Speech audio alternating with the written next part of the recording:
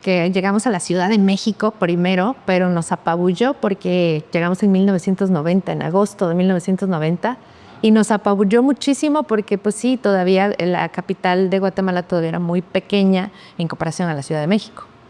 Entonces, me dijo mi papá, ¿sabes qué? Vamos a la playa, ¿no? Y venimos a Veracruz. Y en Veracruz mi papá ve una corrida a Orizaba y dice, vámonos a Orizaba. O sea, ya sé qué es lo que vamos a hacer. Vamos a ir a Orizaba porque yo tengo amigos en Orizaba. Porque mi papá fue hippie en los 70. Thank you. Mi papá fue hippie en los 70 y dijo, voy a agarrar la mochila con mi mejor amigo y de Guatemala me voy a Estados Unidos. Y solo llegaron hasta acá. Se quedaron aquí en las vías de Ojo de Agua precisamente y una persona fue la que les dio, pues digamos, la bienvenida. Más o menos la bienvenida porque lo estaban golpeando unos sujetos y mi papá se metió a salvarlo. Ya para ese entonces ya no tenían comida, ya no tenían marihuana, ya no tenían ni para dónde ir. Y entonces este chico así de, no, muchas gracias por hacerme el paro y que lo que tú quieras y demás. Espérenme aquí, ahorita les traigo la comida. Y ese espérenme aquí fue 1, 2, 3 horas. Y mi papá dijo, no, ni más, vámonos. Y empezaron a caminar y ya habían llegado casi a los arcos de Río Blanco cuando el sujeto empieza a gritar, ¡ey, espérenme, espérenme! Y ya les confesó que la neta él no iba a ir por ellos, pero que a la mamá le llegó el chisme de que unos indocumentados le habían salvado el cuello al hijo porque pues, siempre andaba metido en conflictos y que si no llevaba a los sujetos a la casa, lo corría. Y entonces ahí vienen de regreso otra vez y ellos vivían precisamente en la zona esta que estamos platicando. ¿Ves que está un rancho de los Chaín? Abajito. Y ellos son de la Sierra Zongolica todos y pues son de estas personas que es la casa de la mamá y acá está la casa del hijo con la esposa y así, ¿no? Por todos lados. Y ahí es donde mi papá se queda a vivir 3 años. Se enamora de Orizaba porque era la Orizaba de que acababan de poner la cervecera. Y entonces estaba chulísima Orizaba, ¿no? Y mi papá lavó tráileres en Las Gemelas. 3 años, ¿sí? Ya después le entró la nostalgia por Guatemala y se regresó. Y después y todo eso conoció a mi mamá. ¿Sí? Entonces cuando nosotros llegamos en los 90, dice mi papá, vámonos a Orizaba porque yo allá tengo familia, que eran estos amigos. Y entonces ya nos venimos para acá. Y pues un día más o menos le tardó localizarlos y ya fue que llegamos a vivir acá en 1990. En el caso de todo mundo, y recientemente platicaba yo ves que apenas di una conferencia en Canirac, esta de historias que inspiran, mucha gente no sabe realmente qué es lo que hay detrás de mí. Y yo les decía que cuando yo llegué, yo estudié en esta primaria de acá que está junto a la Nissan, a la Antonio Villarreal. Cuando yo llegué, los niños me hacían mucho bullying, ¿no? Y toda la gente que sabe que soy pues centroamericana de nacimiento siempre me dice, te veniste en tren. Y yo les decía en la plática, no, yo no me vine en tren, yo crucé la frontera en lancha. En el río, así es, hay 3 fronteras, una de ellas se conoce como el Martillo, que es la que está en el agua precisamente y es la que nosotros cruzamos porque era la menos...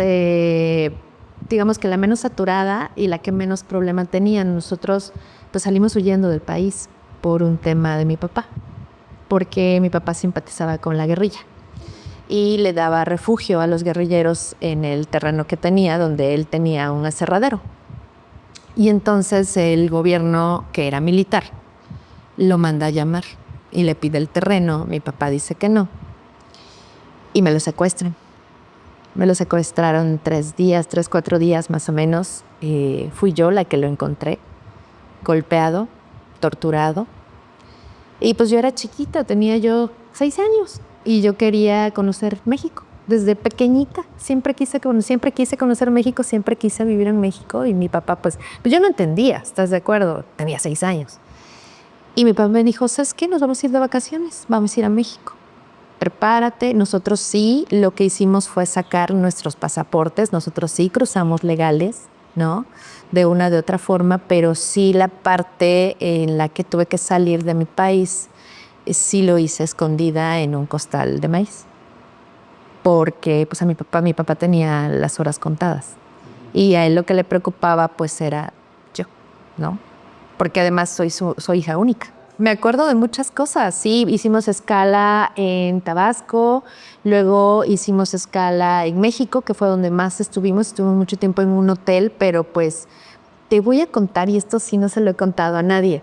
Déjame decirte que me imagino que ya me estás grabando. Este es igual que yo, ¿ya viste? Cuando vienes a sentir ya te están aquí entrevistando. A nadie le he contado esto, y es que la idea original de mis señores padres cuando nosotros salimos huyendo de Guatemala era ir a Australia. Esa era la idea. Pues es que, mira, o sea, mi papá, te digo, mi papá siempre fue subversivo, mi papá siempre fue en contracorriente, mi papá siempre fue como eso que hoy por hoy creo que es un gran reflejo de lo que yo llevo. Entonces dijo, si vamos a desaparecer por completo, ¿no? Entonces mi mamá recuerda que años atrás una amiga de ella se fue a Australia sin ningún problema, porque en ese entonces había un problema de que no había gente en Australia y te pagaban para que te fueras allá, ¿no? Entonces llegamos y dijimos, México es ahí donde vamos a poder conseguirlo, por eso llegamos al DF, ¿no? En ese entonces era el DF. Me acuerdo mucho que cosas que me marcaron fue haber visto un trolebús, ¿no? Ver el metro, o sea, era una cosa así que decías yo, wow, ¿no? Yo estaba feliz viviendo el sueño. Y mi papá siempre tuvo la habilidad de contarme todo esto como fantasía, como historia, ¿no? Realmente no como tragedia. Porque para todo esto, o sea, me estoy saltando la parte en la que cruzamos la selva a machetazo seguro, a comer lo que hubiera. O sea, realmente sí fue un tema como de aventura. O sea, realmente fue un tema como de aventura, nada más que pues no había sombrerito bonito, ¿no? Y todo este rollo. Entonces llegamos a la Ciudad de México y, oh, sorpresa, sí te estaban admitiendo para ir a vivir a Australia, pero ya necesitabas cierto nivel de inglés, ¿no? Entonces dijeron, no, mejor nos esperamos, ya estamos aquí, que no sé qué, que nos cuenten. Entonces mi papá siempre decía, yo tengo amigos en México, ¿por qué no los buscamos? ¿Por qué no vamos? ¿No? Entonces, te digo, entre el estrés de que qué hacíamos, qué no hacíamos, dijo papá, vamos a la playa, o sea, vamos a Veracruz. Y ya en Veracruz encuentra en la terminal la ruta para Orizaba. Dijo, vámonos para Orizaba, porque yo sé que tengo en dónde llegar. Y dicho y hecho, o sea, en cuanto localizó mi papá la familia, de inmediato nos abrieron un espacio. Y no te esperes así como, por ejemplo, otras de las cosas que las personas no saben es que yo vivía en un espacio de 2, 4, 6, haz de cuenta esos 6 cuadros hacia acá, de madera. De teja, ¿no? Se metía el frío porque llegué en agosto, que en ese entonces sí era más dramático el clima en Orizaba, las neblinas hasta abajo. Teníamos que sacar agua de pozo. Me daban un miedo, o sea, yo hasta hoy le tengo un miedo tremendo a los gansos y a los guajolotes o los totoles, porque pues como soy muy blanca, me picaban, me buscaban para picarme las piernas, ¿no? Y pues vivíamos de la misma manera, ¿no? Como la casa y las demás casitas, y casi toda la gente que vivía ahí, pues es gente que viene de la Sierra de Zongolica para trabajar, casi todos se desempeñan como albañiles. De hecho, mi papá, a pesar de ser ingeniero, sus primeros trabajos fueron como albañil. En la Antonio y Villarreal, sí, yo estuve 20 años estudiando aquí, fue en la técnica 4, por ejemplo, ¿no? Saliendo de la secundaria sí tuve como el primer reimpulso de volver a buscar Guatemala, como que ya te empezaba a caer el 20. Entonces, eso por un lado, y mal de amores, de chamaca, dije, no, yo ¿a qué me voy y a qué me quedo? Y dijo, papá, bueno, pues quieres. Y entonces pasó todo ese tiempo, o sea, todo ese tiempo desde los 6 años hasta que yo tuve 15, que fue que pudimos volver a Guatemala. Pero ya fuimos porque ya para ese entonces me acuerdo que en el gobierno de Chirinos empezó a haber la regularización de personas que habíamos entrado a México con nuestro pasaporte y nos habíamos quedado. Entonces, así fue como inicié el proceso de naturalización para mí. Fíjate que yo la verdad es que no me explico y le agradezco infinitamente a los profesores, pero en ese entonces estaba apenas el proceso de crear la CURP, por ejemplo, ¿no? Entonces, y yo te digo, empiezo más o menos a los 15 a ver qué show y me expiden un documento que se llama el FM2. El FM2 es un extranjero que te permite estudiar en México, ¿no? Y entonces de inmediato me dijeron, tu CURP está en stand-by, ¿no? Entonces, cualquier cosa yo presentaba eso que era como un pasaporte.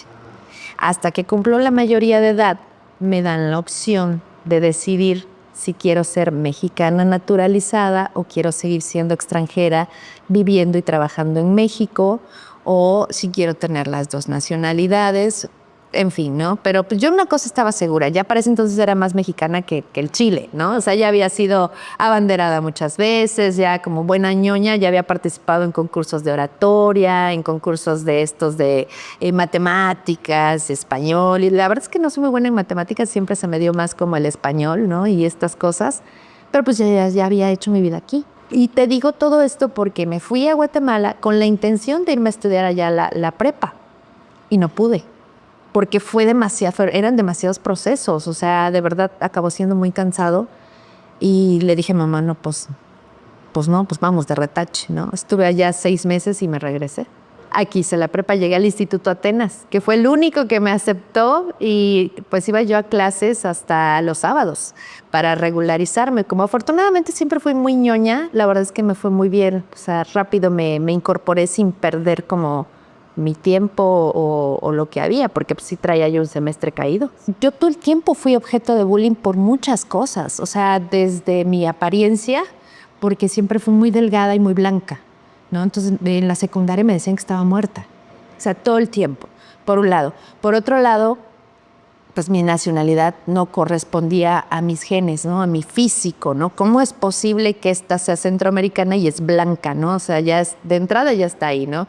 Y de repente a mí me llama mucho la atención cómo les brota el sentimiento nacionalista cuando un extranjero carga la bandera, ¿no? Porque tú sabes que si eres buen estudiante, antes te daban a cargar la bandera, ¿no? Entonces decían, no, maestra, que ella no carga la bandera si ella no es de acá. Y yo crecí siendo muy tímida, o sea, de verdad, Manolo, que todo eso a mí me limitaba. O sea, todo eso a mí me decía yo, no te metes en conflictos. Entonces, ¿qué pasó? Me refugié en los libros. Me refugié en los libros, en mi música. Yo siempre les digo a todos, pues yo era darks. Yo era darks, ¿no? O sea, yo sí tenía mi velo aquí, me pintaba los labios de negro y ese era como mi refugio. Y yo era niña cara lavada, niña de jeans, y encima de todo, desde muy chica me acerqué a cosas como los vampiros, las novelas de vampiros, las películas de terror y todo. Entonces yo era la rara. O sea, de verdad yo era rara porque pues yo en lugar de traer, pues no sé, a Mercurio, que me acuerdo mucho que estaba de moda eso, pues yo traía una playera de los Guns N' Roses, ¿no? Entonces así como de, ay, ¿esta qué le pasa, no? Entonces sí fue difícil. O sea, los primeros años, mi juventud fue difícil. Todo lo que te gustaba que no fuera dentro de ese marco, o sea, yo, por ejemplo, en ese entonces también me gustaba mucho el anime, o sea, lo que le llaman ahora ser otaku, ¿no? No, eso era la cosa, o sea, punto número 1, te decían que eran cosas del demonio, ¿no? O sea, de entrada. Punto número 2, ¿cómo te van a gustar esos monos? O sea, ¿de qué se trata? Ni les entiendes, ni 20,000 cosas. Y ahora, por ejemplo, que veo que las niñas andan fans del K-pop y andan con sus bebiditas estas, que agarran las bolitas. O sea, toda esta cultura ahora es ensalzada, ¿no? Y encuentras en cualquier lado las cosas. Antes era una cosa bien difícil. Y si te gustaba y si lo veías y lo portabas, era así como, no le hables, porque hasta parece que huele feíto, ¿no? Fíjate que yo sí creo realmente que se inyecta, o sea, traes mucho de lo que es tu gente, ¿no? Por ejemplo, mi papá fue contracorriente todo el tiempo. Y yo, si algún ser humano he admirado en mi vida es a mi señor padre, ¿no? Entonces, mi papá crecía entre lo que en ese entonces se llamaba música de protesta, que ahora conocemos como trova, pero que empezó siendo música de protesta, y rock de los 70s, ¿no? Entonces escuchaba Beatles, escuchaba a los Rolling Stones, escuchaba Creedence y luego de repente a Silvio Rodríguez. Había un grupo allá en Guatemala que se llama Alush Nahual, que era así como que hablaba, ¿no? Del trabajo, el progreso, rock. Así crecí yo en eso. Y por el otro lado sí tenía yo a la figura femenina en la que yo nunca me vi reflejada por muchas cosas, ¿no? Quiero mucho a mi mamá, pero para mi mamá yo era todo lo que no estaba bien en ser una mujer. Mi mamá siempre dijo que mi papá se quedó con ganas de tener un niño. Y yo tuve un hermano. Mi hermano falleció a los 9 meses de nacido. Cuando mi mamá está enterrando a mi hermano, yo ya estaba en el vientre.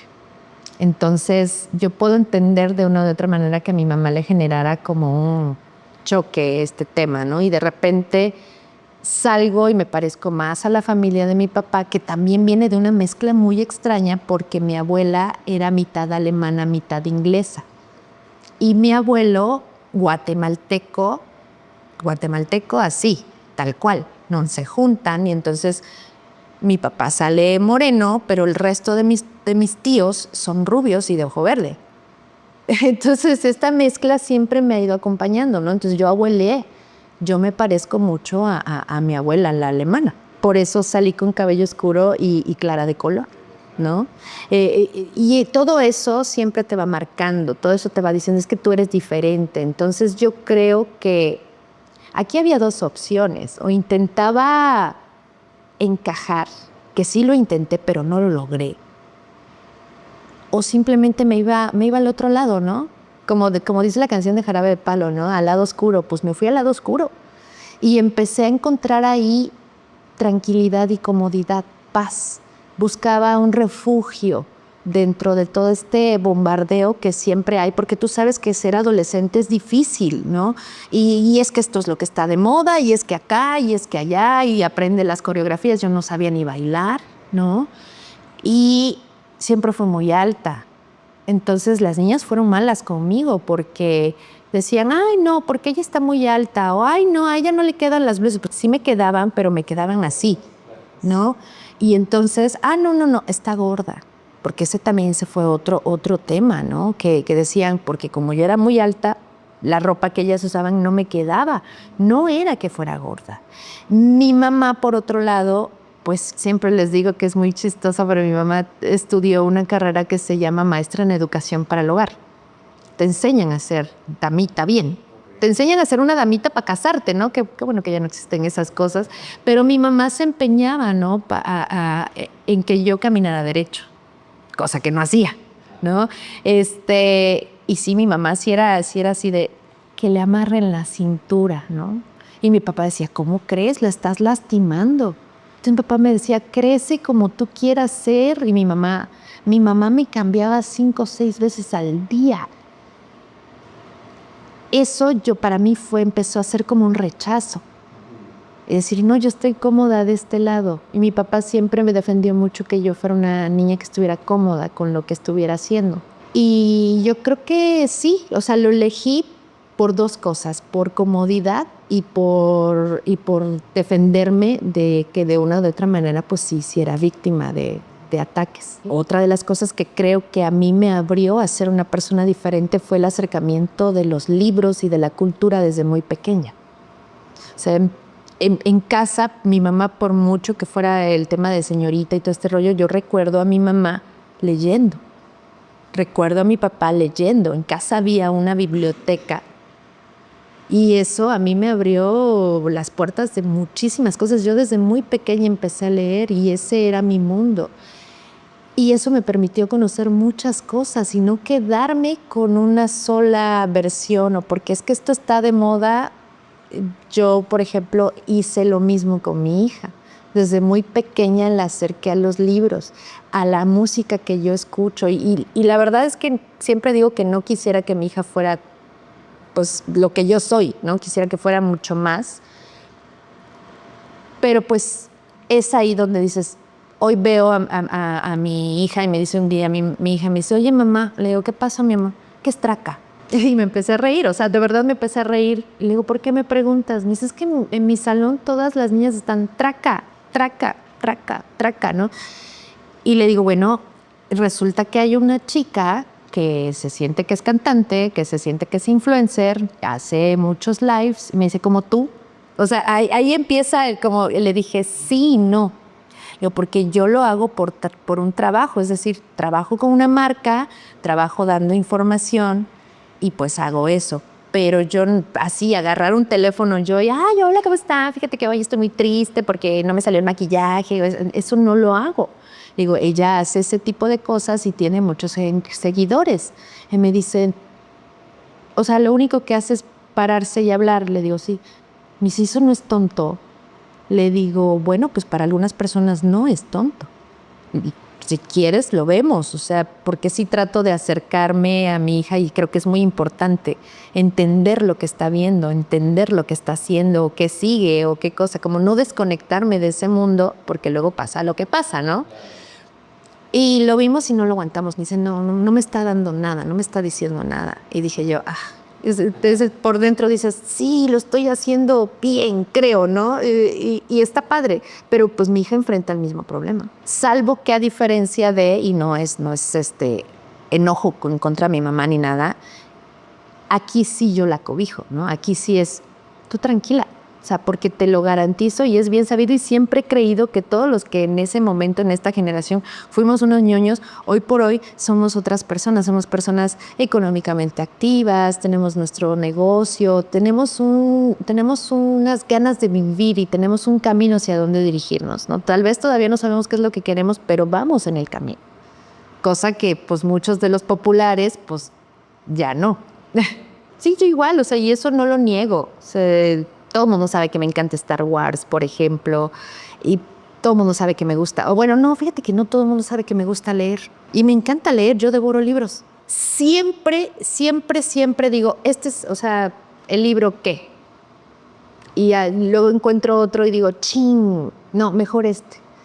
Entonces, si pudiera, hace poco hablábamos, fíjate que uno de los libros que me marcó, no podría decir que sea como mi favorito, pero que me marcó mucho, es La Casa de los Espíritus de Isabel Allende. Cuando yo leo ese libro, y sobre todo me entero de la vida de Isabel Allende, digo, wow, me encanta. O sea, yo quisiera poder escribir como ella, con esa facilidad de poder contar estas historias bien bonitas, ¿no? Porque ella se basa mucho en lo que vivió su familia para contar La Casa de los Espíritus, por ejemplo. Y es un libro que a mí me marcó mucho en ese sentido, de decir, yo quiero hacer lo que ella hace, porque ese sí es un objetivo que yo tengo. Yo quiero escribir un libro. Nada más que ando diciendo a todos lados que quiero escribir un libro, pero ahí lo tengo guardado, ahí está guardado, ¿no?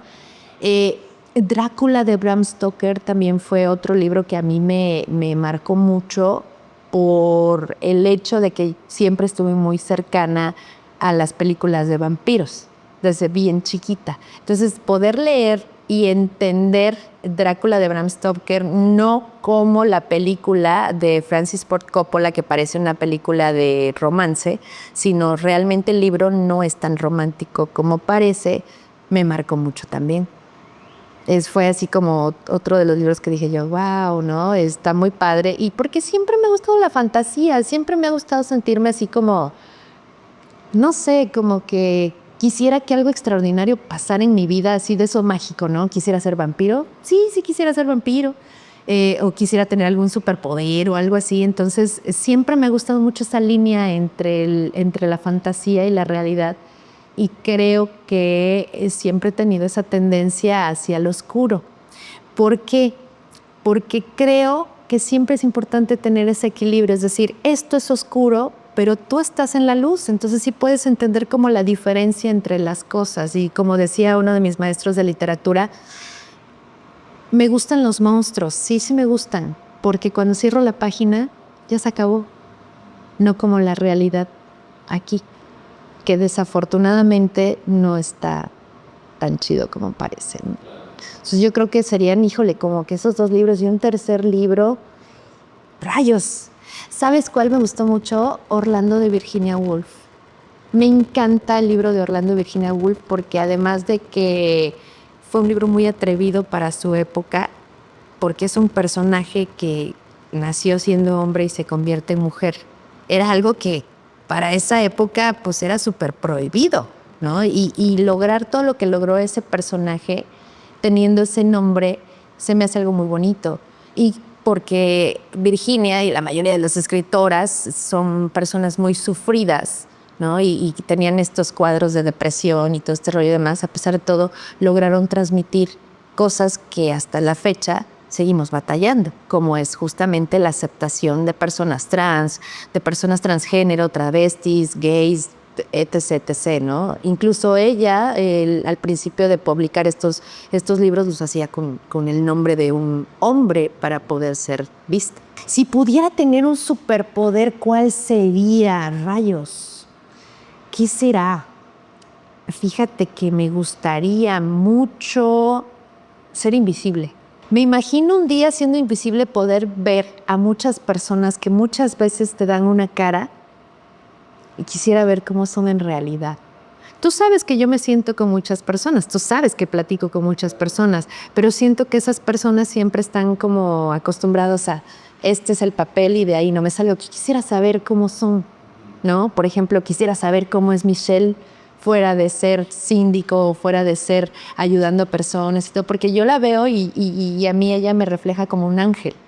Pero quisiera saber cómo es en su casa. Me llama la atención, quisiera saber y quisiera poder escribir sobre eso, ¿sabes? Por eso quisiera ser invisible. No porque diga yo, ay, que me extrañen, no, sino porque las personas a las que yo quiero, admiro, respeto, solo las conozco por una sola faceta. Quisiera poder estar en esa verdadera intimidad, porque yo creo que todos los seres humanos tenemos esa intimidad. Y a mí me llama mucho la atención. O sea, ¿nos hará chanclas? Por ejemplo, ¿no? ¿Usará chanclas? Yo me imagino que sí, pero no sé. O sea, como que a veces idealizamos a las personas, ¿no? Entonces, pues yo quisiera ver, ¿no? ¿Qué come? ¿Cómo es enojada? Porque nunca la he visto enojada. O quisiera ver cómo es Hugo Chaín fuera del personaje, ¿no? Que ya he tenido oportunidad de tratar con él, pero quisiera saber, ¿no? O quisiera saber cómo es Juan Manuel en su vida. O sea, esa es la pregunta. ¿Usa chanclas? ¿Él sí usará chanclas o no usa chanclas? ¿Flota o qué onda, no? O sea, sí me gustaría saber, ¿no? Cómo es Cuitlahua García, ¿no? Por ejemplo, sí me llama la atención ese tipo de cosas. Bien loca. Me dedico a hacer contenido de una u otra manera porque es la realidad, ¿no? A pesar de que lo mío es los medios de comunicación, pues hoy a través de las redes es lo que hago, ¿no? Y mi personaje, o sea, la pinche Daf, vende, ¿no?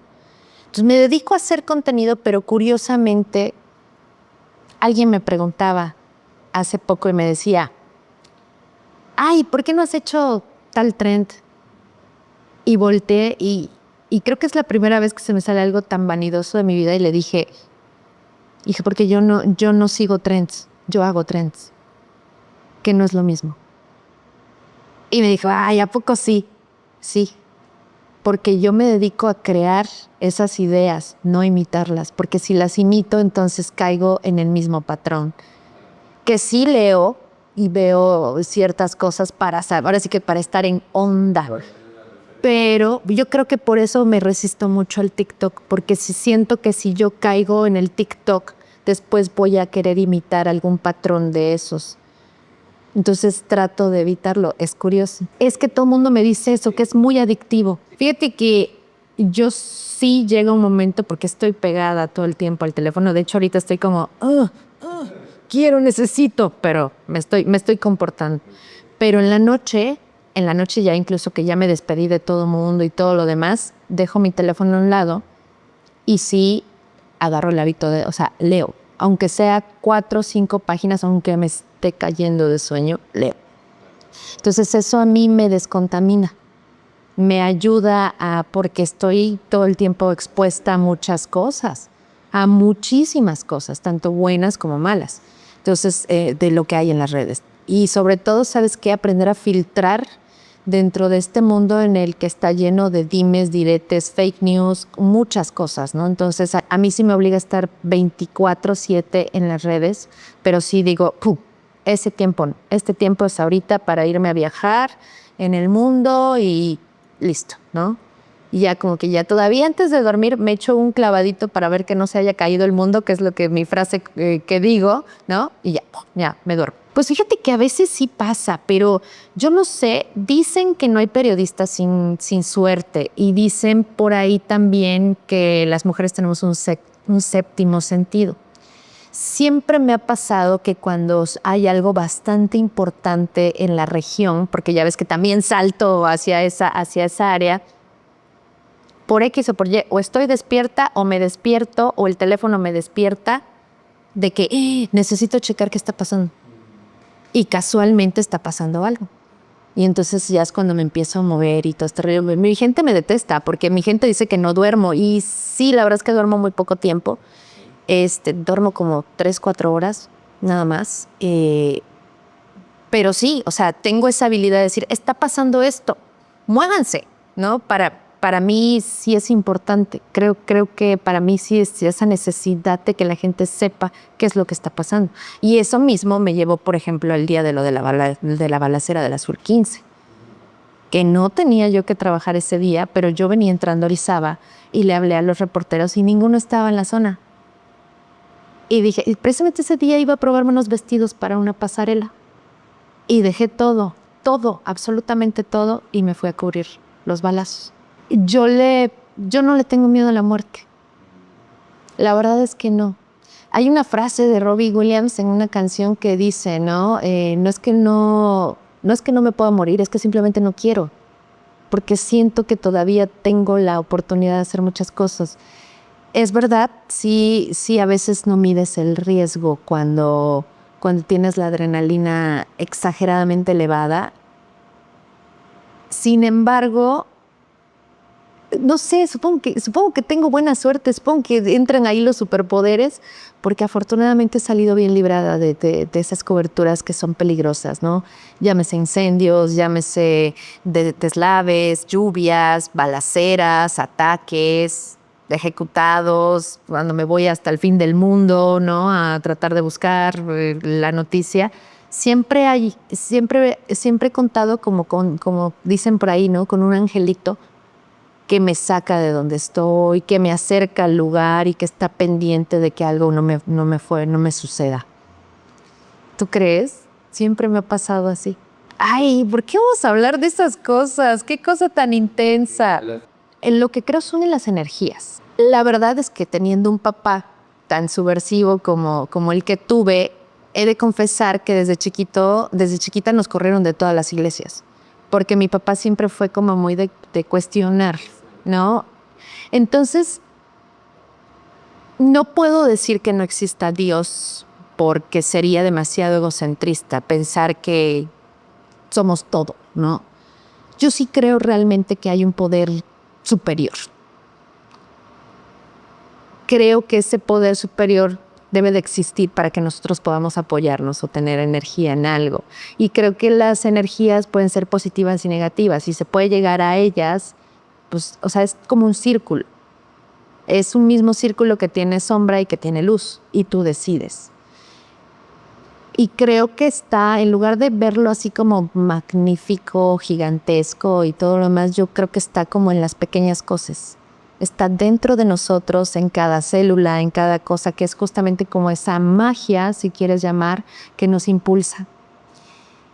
No podría decir que no existe porque, sino cómo me podría explicar tener esa habilidad de dar vida, más allá del tema físico, biológico y todo lo demás. Y supongo que me hizo más sensible el tema de mi hija, ¿no? El tema pues, punto número 1, de que naciera, y punto número 2, ahora que estamos enfrentando juntas, ¿no? Teniendo esta lucha de lupus que tiene mi hija, que fue detectado ya hace casi 2 años. Y pues que como cayó en una crisis muy grande, la verdad es que yo nunca me había sentido tan desesperada en mi vida hasta ese momento. Y fue ahí donde dices, y ahí sí ahí sí te pones y dices, ay, Diosito, hazme el paro, ¿no? Porque no sé ni cómo le voy a hacer. Y pues todo el mundo le dice Dios. Entonces simplemente no profeso ninguna religión, pero respeto las energías tanto de la naturaleza como el universo, y creo realmente que eso es como el verdadero Dios. Eso creo yo. Fíjate que eso es bien interesante y bien importante, sobre todo porque yo creo hoy por hoy, después del shock, ¿no? De decir que mi hija de 11 años tiene lupus, así confirmado, creo que es muy importante que nosotros como mamás de los niños prestemos mucha atención porque puede ser que desde pequeños lo estén presentando y no lo vemos. Yo sí, no sabes cómo me culpé y creo que por eso me golpeó tanto la situación, porque ella empezó a tener fiebres atípicas. Ella empezó a tener fiebres así de 1 o 2 días y se le quitaba. Y no era la panza, no era la garganta, no esto, no el otro. Y tú dices, está creciendo. Está creciendo. Y eso pasa, ¿no? Siempre, como dicen las abuelitas, está creciendo, no va a pasar nada. Mi hija se quejaba mucho del dolor de las rodillas y se quejaba mucho del dolor de la cadera. Y yo decía, está creciendo. Tenía mucho sueño. Y yo decía, está creciendo, ¿no? Hasta que ya avanza demasiado la enfermedad es cuando volteas y dices, híjole, ¿no? En el caso de ella le brotaron, pues la última etapa más grave del lupus es cuando le empiezan a brotar toda esta serie de ronchitas y que se vuelven llagas. Pero eso ya es cuando está muy, muy, muy elevada la enfermedad, está descontrolada. Pero ¿qué es lo que hay que prestar atención? Eso, cuando tus hijos dejan de tener energía, porque es bien curioso, o sea, sí pasa.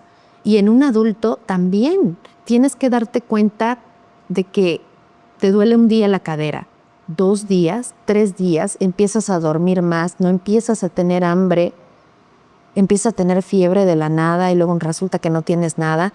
Hay que ir al médico. Yo creo que una de las cosas más importantes que tenemos todos nosotros es ir al médico y hacernos exámenes de orina y de sangre cada 6 meses, porque eso puede permitir, o sea, si yo me hubiera quedado con la primera vez que alguien me dijo que mi hija podía tener lupus, yo hubiera evitado que ella cayera en esa crisis. Porque un primer médico, así de esos de los baratitos, la llevé por el tema de las fiebres atípicas, le pidió análisis, y lo vio y me dijo, señora, es muy probable que su hija tenga lupus. Y yo dije, ay, este baboso nada más me quiere ver la cara. Y yo, ay, sí, ajá, ¿no? O sea, ya dígame qué tiene. No, pues tiene infección en las vías urinarias, hay que hacerle un estudio, este rollo y todo lo demás. Y yo, ajá, pero oiga, tómelo en cuenta porque tiene anemia. Y dije, pero ¿cómo va a tener anemia si come re bien? Y no le hice caso. Se dije yo, ajá. Y después seguimos con lo mismo. Y yo, sorpresa, casi 1 año después, ¡pum!, la crisis. Y no sabes lo mal que me sentí, obviamente. Entonces creo que no hay nada más fácil eso, ¿no? Que darte cuenta de atenderte. Punto número 1, hacerte unos análisis y si te dicen que algo no está bien, préstale atención. Porque conozco a personas que les han descubierto el lupus ya muy grandes. Y pues no quiere decir que no lo hayas tenido, toda tu vida lo tuviste, solamente estaba dormido. Ese es el tema. Al principio con mucho miedo. Porque te dicen que todo aquello, te dicen, relájate, todo puede pasar y va a estar todo normal y todo este rollo y demás. Pero pues una vez que ya pasaste el tema, y anoche estábamos platicando de eso, o sea, mi hija, por ejemplo, mi hija amaba nadar. Mi hija le fascinaba nadar, vivía para nadar y todo este rollo y que te dé el sol y todo. Ella ya no puede hacer eso.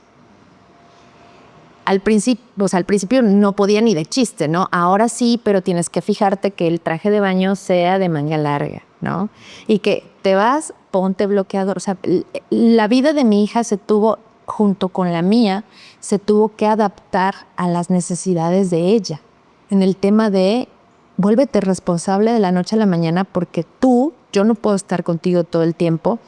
Al principio tenía que tomar medicamento 4 veces al día. No podía dejar de tomar ese medicamento. Entonces, despiértate, tus alarmas y todo. Cada 4 horas se tiene que poner bloqueador. Y tiene uno especial para la cara y tiene otro especial para el cuerpo. Entonces, échale todo eso a la maleta, ¿no? Tienes que usar gorra. Te guste o no te guste, tienes que usar gorra. Y ahorita no sabes cómo batallo con ella porque es adolescente y se le olvida. O sea, no quiere decir que le valga. Simplemente ahorita sus focos son otras cosas y entonces yo, ¿ya te tomaste la pastilla? ¿Ya te pusiste bloqueador? O sea, yo empiezo, pum, ya, mamá, ya, déjame en paz, ¿no? Pero afortunadamente ahorita estamos en remisión. Pero no sabemos en qué momento. ¿Por qué? Porque otra de las cosas que te dicen es que no te puedes estresar.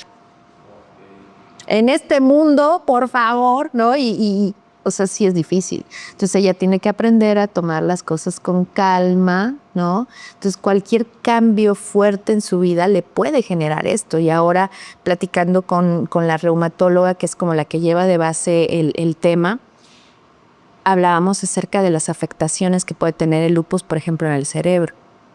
Y ahorita estamos próximos a tener evaluaciones porque yo he visto actitudes de mi hija que no tenía antes, ¿no?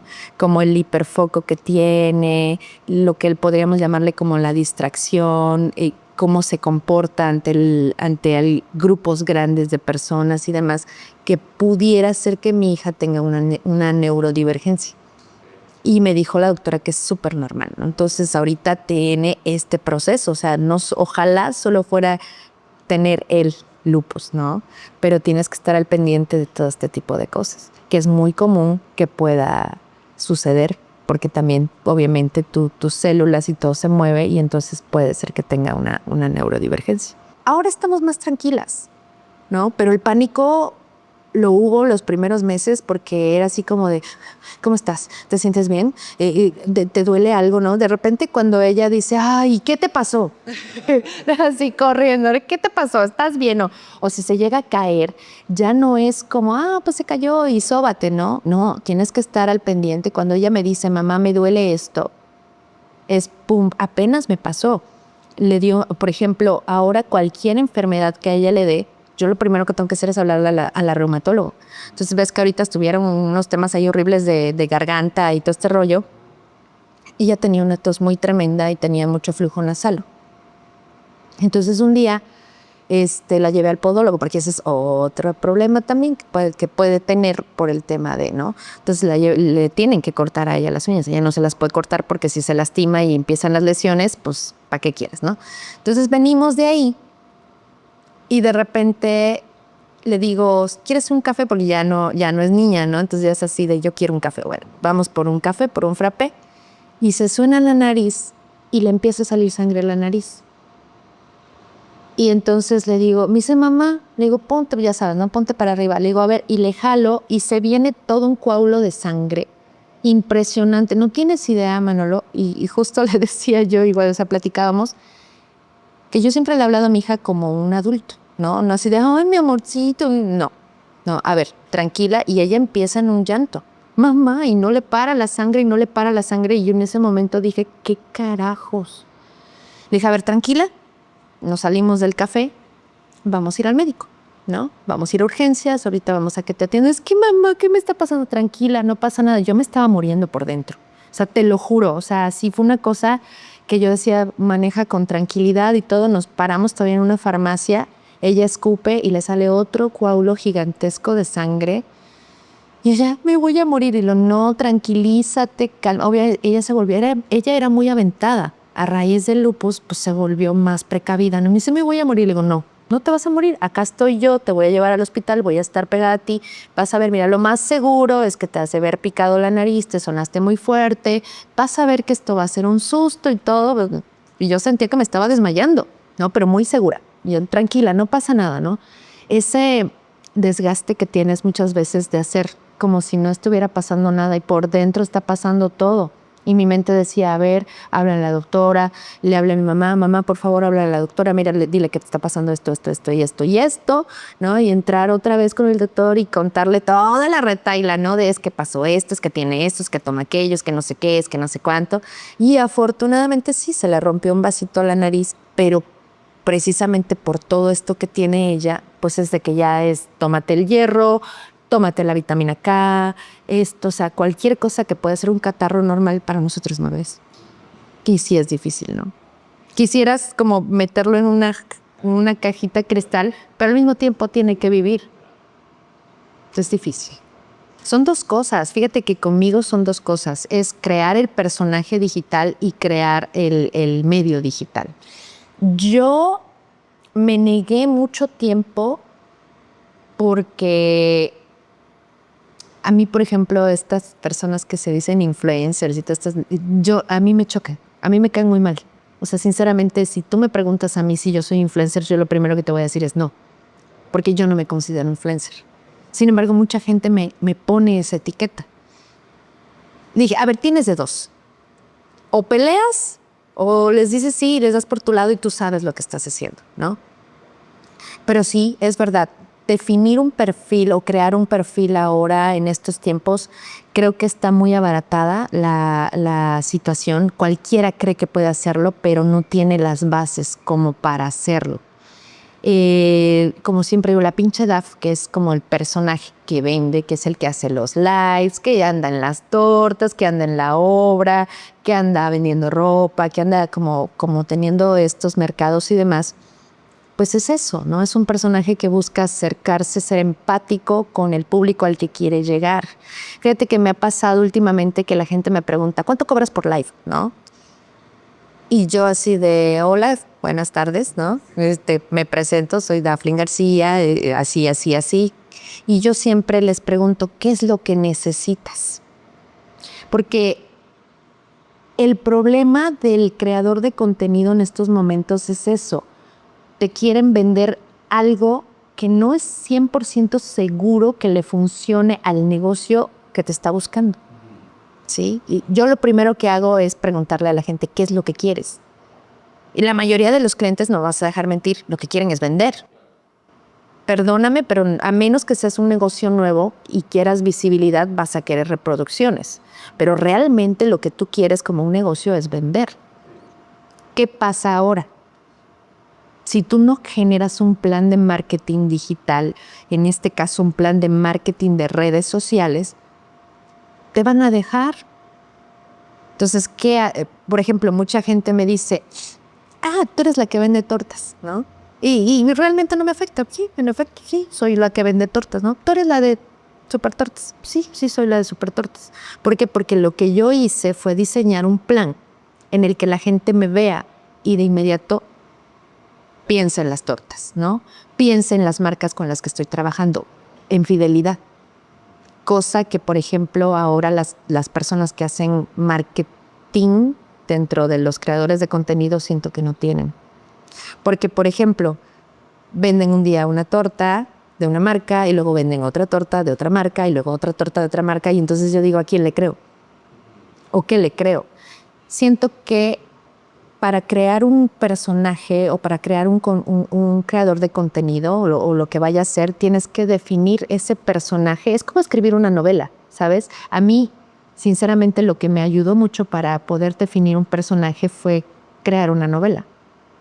¿Sí? La pinche Daf es un personaje popular. Es un personaje que todo, como siempre digo en sus frases, que todo lo pinches puede, ¿no? ¿Por qué pinche?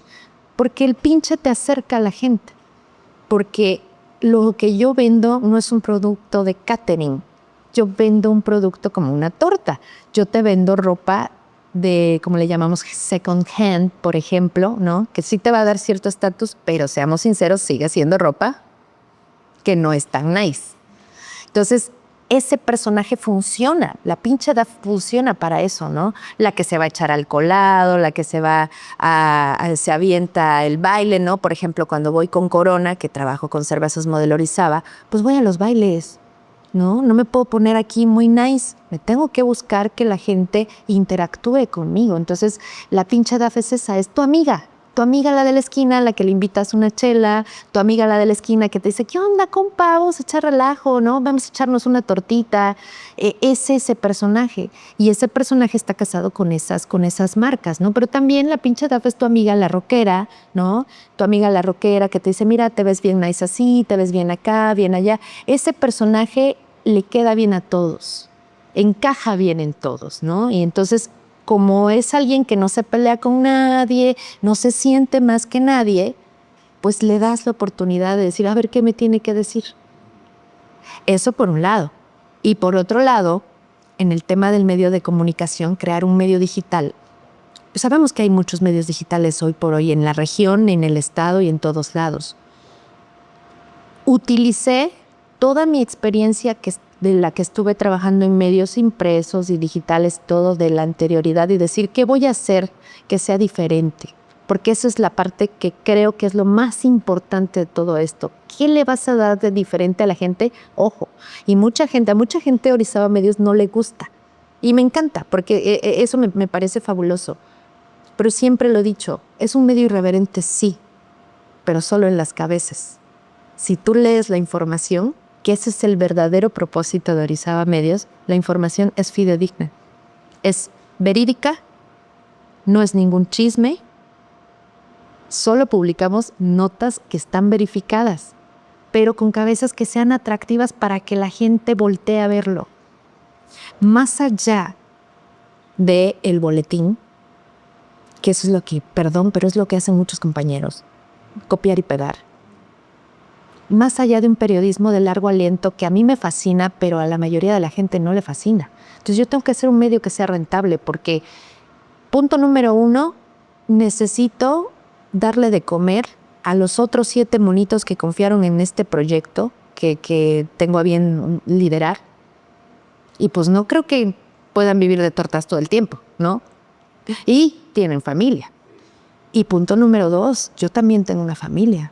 Yo no tengo seguro social. Entonces le tengo que chingar para que a mi hija no le falte nada. Y a mi mamá también, y a mí por ende. Pues sin lugar a dudas es el tema de cómo te das cuenta, pues más allá de las estadísticas de Facebook, que pues esas pues no mienten, lo que más me gusta es llegar a un lugar y me dicen, ¿tú eres la de Orizaba Medios? Y yo, sí. Y no solamente a mí, le pasa a mis compañeros, ¿no? Cuando, ¿en qué página está transmitiendo? En Orizaba Medios. Ah, sí, nosotros lo seguimos. Hace poco estuve en un congreso del TEC de Zongolica, era foro de gestión empresarial, ingeniería en gestión empresarial. Y entonces me presentaba, ¿no? Y les decía, era sobre liderazgo femenino. Y yo les decía, ¿no? Yo soy directora de Orizaba Medios. ¿Han escuchado hablar de Orizaba Medios? El tío Orizaba Medios y todo. Sí, es el de no sé qué, el de no sé cuánto. Y digo, qué padre. Ahí es donde realmente estás dándote cuenta que sí estás llegando a donde quieres llegar. Y llegas a lo popular y llegas a las esferas de los políticos, ¿no? De repente alguien me decía, no, es que el otro día nos sentamos a platicar acerca de tus entrevistas, ¿no? Las de las pinches noches con la pinche DAF. Y todo el mundo así de, no manches, es que en pijama, ¿cómo se te ocurre poner a fulano tal en pijama? Pues sí, pues es que también duerme, ¿no? Entonces, tratar de hacer las cosas distintas y bien hechas. Y sobre todo, y creo que no me vas a dejar mentir, la constancia. Porque ese es el problema más grave que yo creo que hay dentro de todos los medios de comunicación regionales, que no son malos. El problema es que, punto número 1, no han definido su línea editorial. Punto número 2, no son constantes. Y por eso mi gente me alucina. Porque yo, o sea, a ver, pase lo que pase, llueva, truene, relampaguee, Orizaba Medios tiene que estar funcionando y tiene que tener publicaciones cada cierto tiempo, aunque esté muerto en la zona. Y otra de las cosas que me ha servido mucho es prestar atención o ponerle el ojo a lo que pues los demás medios lo dejan como, pues es que sí, es lo de siempre. Como por ejemplo las obras, ahorita que están las obras, que se están haciendo las obras. Mucha gente no lo sabe. Entonces es mi chamba hacerlo, porque mucha gente no sigue la página del ayuntamiento. No necesitas decirle gran cosa, solo aguas, ahí está. Aguas, ahí está.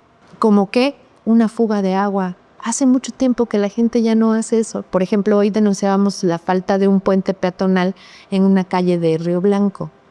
Un problema que ha existido desde hace mucho tiempo y no necesitas hacer el ultra reportaje de por qué y esto y el otro, que es totalmente válido, pero que hoy por hoy yo ya no quiero hacer, porque la gente siempre quiere informarse así. Entonces, ahí está la denuncia, ¿no? Encontrar, por ejemplo, y esa es otra cosa, vamos a poner el ejemplo de hace poco, no sé si te enteraste de la señora que atropellaron en el tianguis de Fortín. Bueno, el helicóptero de José Abella que se cayó. Bueno, todo el mundo se enteró del helicóptero de José Abella. Todo mi bagaje me hace acordarme que en su momento este no es el primer accidente aéreo que tiene José Abella. Y entonces de inmediato, mientras yo estaba peleando por ir a llegar al lugar, porque fui y me paré al lugar, les dije a mi gente, a ver, este señor en tal año se volteó su avioneta así, búscalo. Entonces, ¡pum! Y entonces ese es el dato extra que muchos medios ya no ponen y nosotros sí ponemos. Entonces me acuerdo de muchas cosas. Tengo una mente que tiende a acordarse de muchas cosas y ya tengo una experiencia muy grande. Entonces siempre le aporto ese dato que es distinto y entonces llama la atención, ¿no? Bueno, entonces si vamos a hablar ahora sí que de mi historial, cuenta la leyenda que estudié Ciencias de la Comunicación, es mi licenciatura, aquí en la UGM, patrocina. En la UGM de acá, en la UGM Norte, UGM Norte, estudié la licenciatura en Ciencias de la Comunicación, que no quería ser licenciada en Ciencias de la Comunicación, yo quería estudiar Filosofía y Letras, pero estaba en este proceso de mis documentos y lo más práctico fue estudiar aquí, ¿no? Entonces, bueno, pues eso por un lado. Estudié eso y durante mucho tiempo, digamos que solo me dediqué a ser reportera de a pie. Estaba como sobreviviendo, no quería saber, como que no había encontrado mi camino. Siempre quise ser escritora, entonces yo creo que me sentía como un poquito frustrada, ¿no? En este sentido. Viene la muerte de mi padre, que es una cosa que a mí me marca muchísimo, y se me abren las puertas en el mundo. Despuésito de eso se me abren las puertas en el mundo. Acababa de nacer mi hija. De hecho, de 40 días de nacida mi hija, yo me fui a trabajar al mundo. Y estando en el mundo, viene otro golpe para mí, que pues estaba casada, ¿no? Creo que casi nadie sabe que me casé porque nada más estuve casada como 1 año y medio y me divorcié. Pero sí me golpeó mucho porque la persona con la que estaba yo casada me engañó con una compañera de trabajo, ¿no? Y a los 15 días de que se va de la casa, me ponen de su jefa. Mi jefe me dice, ¿sabes qué? Te vas de jefa de la sección policíaca. Y dije, no me hagas esto. O sea, se acaba de ir de la casa. Y yo lo metí a trabajar. O sea, chécate todo. Chéquense las banderas rojas. O sea, chécate, todo estaba mal en esa historia. Todo. Y me dijo mi jefe, pues hazle como quieras. O sea, entras un 5,000 pesos más a tu chamba. Pues, ¿no? Me dice, y vámonos a chambear, ¿no? Entonces me tuve que ser amiga del papá de mi hija para poder dirigirlo, porque yo era la jefa en un mundo de puro hombre. Y entonces, entre esto y el otro, desafortunadamente se vino una escalada de violencia muy grande. Y ya habíamos tenido como un primer aviso. Y scrolleando, porque la verdad es que siempre he sido muy conectada con redes sociales que informen, que den. Entonces, en ese entonces estaba muy de moda Twitter, ¿no? Entonces siempre estaba viendo el Twitter. Y entonces encontré un curso de artículo 19 para protección a periodistas. Y dije, vamos a ver. Le di clic. Y ahí, ese clic, y me cambió la vida por completo. ¿Por qué? Porque tomé el curso, que me encantó, me pareció fabuloso, pero ese curso me llevó a otro curso, y a otro curso, y a otro curso, y a otro curso, y a otro curso, y a participar y empezar a trabajar el periodismo por el placer, no solo por hacer las cuotas de información. Y entonces llega a mis manos la oportunidad de estudiar una maestría en periodismo y buenas prácticas para periodistas y derechos humanos, que me pagó la Unión Europea. Y lo estudié. O sea, por eso ahorita que vino el tema de la pandemia, por ejemplo, y que todo el mundo estaba tratando de entender cómo funcionaba esto de las conexiones y demás, yo ya lo traía porque todo lo estudié en línea. Y entonces lo estudio y además de ello estudio una especialidad en periodismo literario. Que hace cuenta que es ahí donde ¡pum! Me vuela a mí la cabeza, porque a mí siempre, toda la vida me ha gustado contar historias. Y entonces cuando me dicen, si es posible que con todas las herramientas literarias tú puedas contar una historia periodística, sí es posible. Y dije, no manches, o sea, sí se puede. Y entonces me empiezo a meter a estos cursos y empezaba a hablar mucho acerca de la fusión entre el periodismo y el marketing.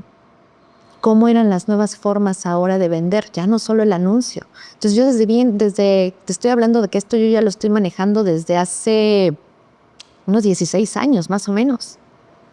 Y entonces, estando allá en el mundo, empiezo, oye, hay que hacer esto.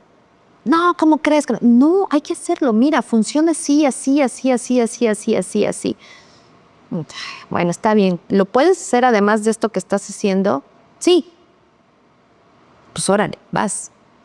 Y entonces empieza a hacer los primeros contenidos digitales que empieza a tener allá en Córdoba. Todo eso estando en Córdoba. Y siempre quise volver a Orizaba. Y no se me daba, y no se me daba, y no se me daba, y no se me daba. Y justo en la pandemia, días antes de que se declarara la pandemia, me vine para acá. Yo cuando vengo para acá al mundo vengo como directora de proyectos creativos, porque ya para ese entonces trabajaba en una técnica que se llama 360, que es periodismo, publicidad e impacto social. Entonces eso era lo que yo ya hacía, ¿no? Entonces tú llegabas y me decías, oye, pues quiero dar a conocer mi estudio de fotografía. ¿Qué me recomiendas? Pues vente, vamos a platicar. Entonces ya hacíamos, te contaba yo, te entrevistaba, por ejemplo, y encontraba de dónde sacar el hilo para contar una historia y de ahí dar a conocer todo lo que haces. En el que la gente tuviera la empatía. Y decir, mira, Manolo es el que le regaló a su abuelo una cámara, ¿no? Por ejemplo, ¿no? Le regaló una cámara y la primera vez que tomó fotos no llevaba rollo y cositas así, pero míralo, toma buenas fotos. Entonces así empecé a hacer ese tipo de trabajos. Cuando yo vengo aquí, eso era lo que hacía. Pero empiezan a recortar personas y entonces me dicen, no sabes qué, éntrate al ruedo con todo. Y pues me hice directora general. Sin embargo, aunque yo venía insistiendo con vámonos más a las redes, hay que hacer esto, hay que hacer el otro, ellos ya no quisieron por la línea editorial que tenían. Entonces llegó el momento, obviamente, de decir, a ver, DAF. O sea, ya para ese entonces ya mucha gente es DAF. Y me empiezo a involucrar en muchas otras cosas. Vengo a reconectarme con mucha gente que yo ya conocía de antes, de cuando había estado en la radio, de cuando había estado en muchos lados, ¿no? Entonces, staff. Entonces, la pandemia me permite empezar a crear muchos proyectos originales y distintos en el periódico porque necesitábamos distraer a la gente. Ya no necesitábamos más estadísticas. Y entonces siempre me ha pasado que yo estructuro los proyectos, pero la gente le tiene miedo a la cámara. La gente le tiene mucho miedo a la cámara. Entonces, cuando yo les digo, hay que hacer esto. Sí, suena bien padre. Ahora, ¿quién sale a cuadro? Pues tú. No, pues sí, pues dale. Y entonces, yo no sé si te acuerdas de esta estrategia de las tortas, cuando salieron las chicas vestidas como Panchita. Sí. ¿Quién crees que las iba encabezando? Yo. Ok. Sí, entonces yo empecé a amar lo que estaba haciendo, a la par de que estaba estudiando ya para ese entonces un máster en marketing digital. ¿Sí?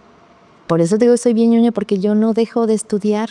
Además de que leo, estoy estudiando. ¿Cómo sé que puedo funcionar? Por eso, porque lo he comprobado ya desde hace un par de años. No solamente es agarrar un teléfono y no. O sea, es tener un sentido a lo que estás haciendo.